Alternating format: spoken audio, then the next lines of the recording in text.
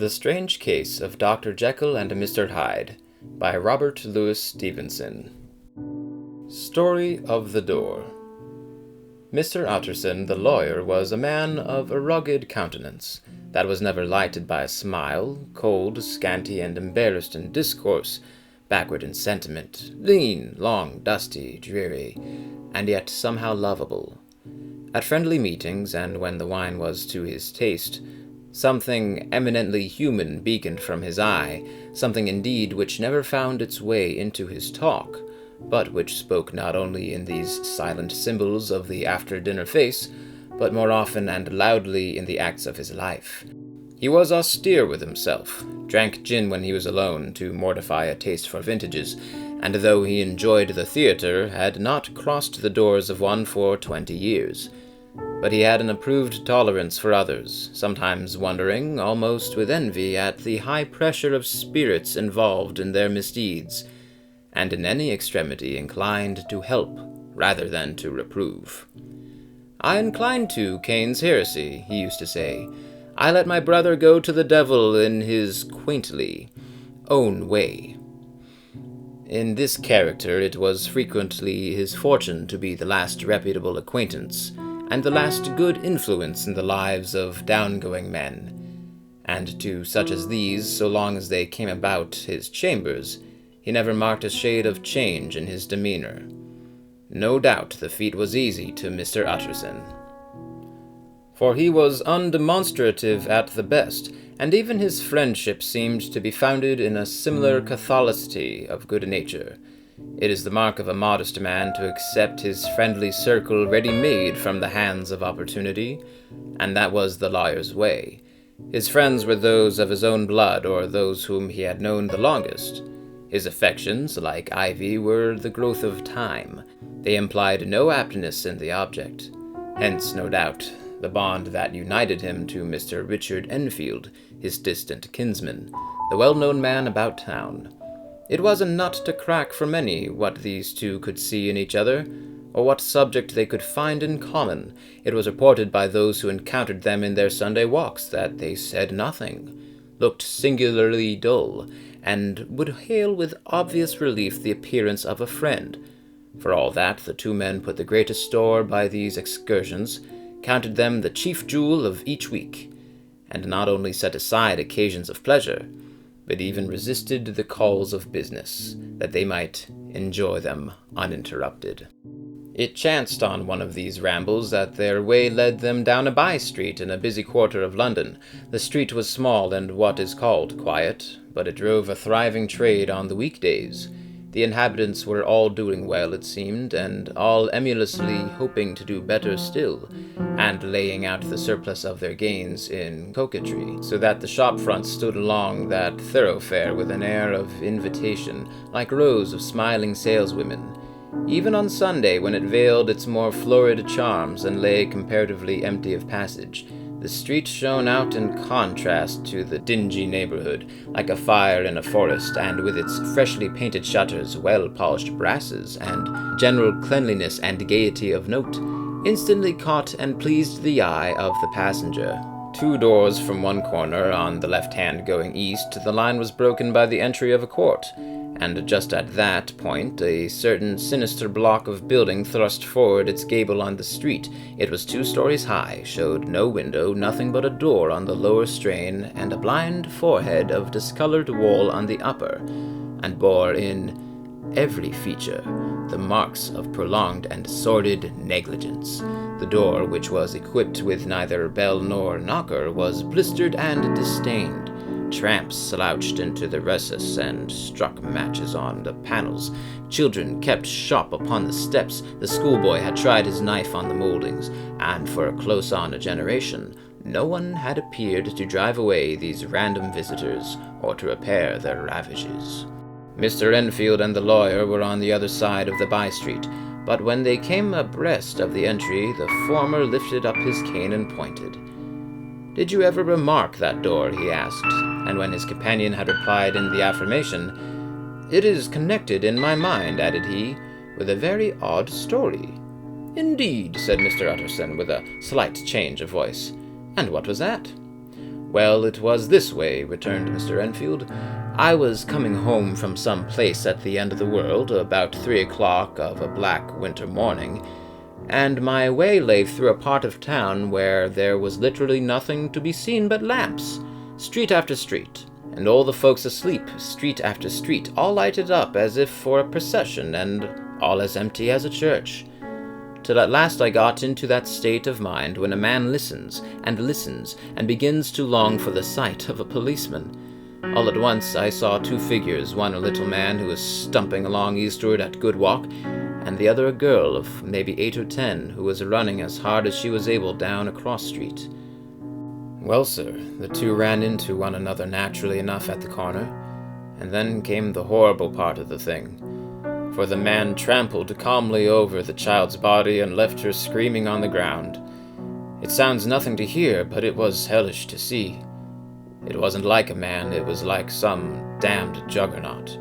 I gave a view halloa, took to my heels, collared my gentleman, and brought him back to where there was already a group about the screaming child. He was perfectly cool and made no resistance, but he gave me one look, so ugly that it brought out the sweat on me like running. The people who had turned out were the girl's own family, and pretty soon the doctor, for whom she had been sent, put in his appearance.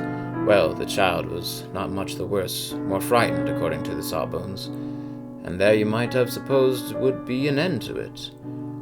But there was one curious circumstance. I had taken a loathing to my gentleman at first sight, so had the child's family, which was only natural. But the doctor's case was what struck me. He was the usual cut and dry apothecary, of no particular age and color, with a strong Edinburgh accent, and about as emotional as a bagpipe. Well, sir, he was like the rest of us. Every time he looked at my prisoner, I saw that Sawbones turn sick and white with the desire to kill him. I knew what was in his mind, just as he knew what was in mine. And killing being out of the question, we did the next best. We told the man that we could and would make such a scandal out of this as should make his name stink from one end of London to the other. If he had any friends or any credit, we undertook that he should lose them. And all the time, as we were pitching it in red hot, we were keeping the woman off him as best we could, for they were as wild as harpies. I never saw a circle of such hateful faces. And there was the man in the middle, with a kind of black, sneering coolness. Frightened, too, I could see that, but carrying it off, sir, really like Satan. "If you choose to make capital out of this accident," said he, "I am naturally helpless. No gentleman but wishes to avoid a scene, says he. Name your figure."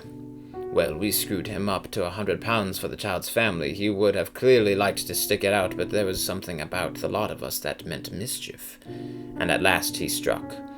The next thing was to get the money, and where do you think he carried us but to that place with the door?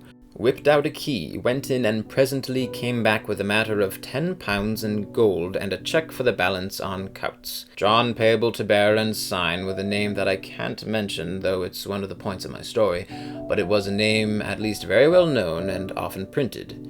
The figure was stiff, but the signature was good for more than that, if it was only genuine. I took the liberty of pointing out to my gentleman that the whole business looked apocryphal, and that the man does not, in real life, walk into a cellar door at 4 a.m. and come out of it with another man's cheque for close upon £100. But he was quite easy and sneering. "Set your mind at rest," says he. "I will stay with you till the bank's open and cash the cheque myself." So we all set off, the doctor and the child's father and our friend and myself, and passed the rest of the night in my chambers. And the next day, when we had breakfast, went in a body to the bank. I gave in the cheque myself, and said I had every reason to believe it was a forgery. Not a bit of it. The cheque was genuine. "Tut, tut," said Mr. Utterson. "I say you feel as I do," said Mr. Enfield. "Yes, it's a bad story, for my man was a fellow that nobody could have to do with, a really damnable man, and the man that drew the cheque is the very pink of the proprieties, celebrated too, and what makes it worse, one of your fellows who do what they call good. Blackmail, I suppose, an honest man paying through the nose for some of the capers of his youth. Blackmail House is what I call that place with the door, in consequence, though even that, you know, is far from the explaining all," he added, and with the words fell into a vein of musing. From this he was recalled by Mr. Utterson, asking rather suddenly, "And you don't know if the drawer of the check lives there?" "A likely place, isn't it?" returned Mr. Enfield. "But I happen to have noticed his address. He lives in some square or other." "And you never asked about the place with the door?" said Mr. Utterson. "No, sir. I had a delicacy," was the reply. "I feel very strongly about putting questions, and it partakes too much of the style of the Day of Judgment. You start a question, and it's like starting a stone. You sit quietly on the top of a hill, and away the stone goes, starting others, and presently some bland old bird, the last you would have thought of, is knocked on the head in his own back garden, and the family have to change their name. No, sir, I make it a rule of mine. The more it looks like Queer Street, the less I ask." "A very good rule, too," said the lawyer.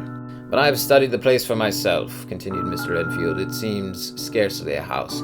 There's no other door, and nobody goes in or out of that one but, once in a great while, the gentleman of my adventure. There are 3 windows looking on the court on the first floor. None below. The windows are always shut, but they're clean. And then there's a chimney which is generally smoking, so somebody must live there. And yet it's not so sure, for the buildings are so packed together about that court that it's hard to say where one ends and another begins." The pair walked on again for a while in silence. And then, "Enfield," said Mr. Utterson, "that's a good rule of yours." "Yes, I think it is," returned Enfield. "But for all that," continued the lawyer, "there's one point I want to ask. I want to ask the name of that man who walked over the child." "Well," said Mr. Enfield, "I can't see what harm it would do." "It was a man of the name of Hyde." "He's not easy to describe. There is something wrong with his appearance, something displeasing, something downright detestable. I never saw a man I so disliked, and yet I scarce know why. He must be deformed somewhere. He gives a strong feeling of deformity, although I couldn't specify the point.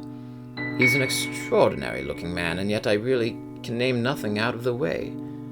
No, sir, I can make no hand of it. I can't describe him, and it's not want of memory, for I declare I can see him this moment." Mr. Utterson again walked some way in silence, and obviously under a weight of consideration. "You are sure he used a key?" he inquired at last. "My dear sir," began Enfield, surprised out of himself. "Yes, I know," said Mr. Utterson.